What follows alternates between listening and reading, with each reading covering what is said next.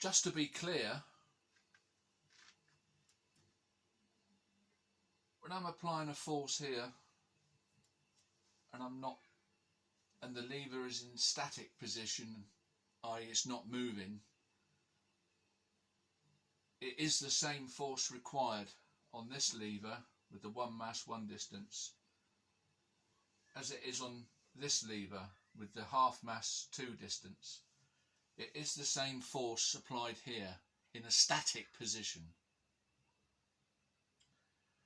It only changes when you start to move the lever. Now, Gary says if we apply a force here, so we accelerate this lever up to a position and then say the weight could fly off. Say the weight could fly off unimpeded.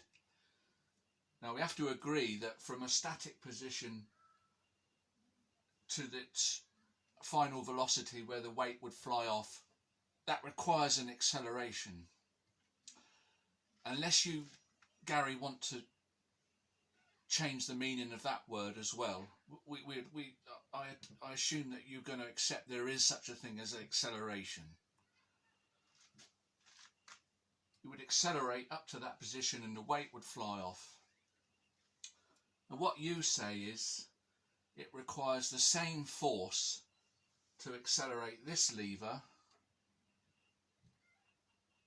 the force applied in the same position on both levers. It requires the same force to accelerate this lever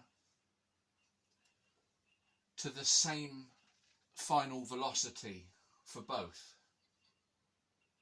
And if we accelerated them both to the final velocity and then the weights flew off, you're saying that kinetic energy says that the half mass weight would have twice the energy because it would be going at twice the speed, because it's at twice the distance from the fulcrum.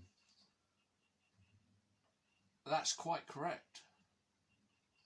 And then we would have more energy from this half mass due to kinetic energy theory.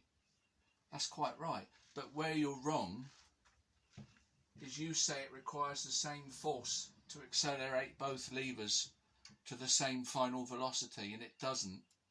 It requires more force to get this one to the same velocity. To accelerate it to the same velocity requires more force. Why?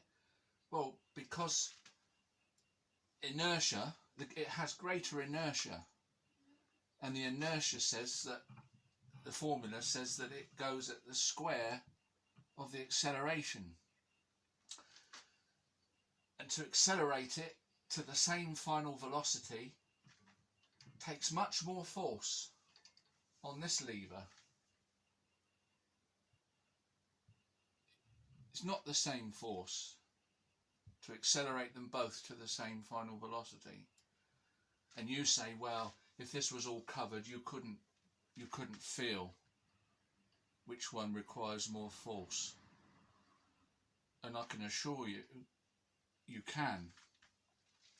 Now, you haven't tried it.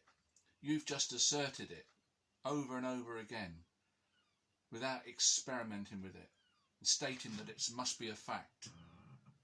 Well, that's not scientific. That's a corruption. That's corrupt thinking scientifically, to state something without testing it.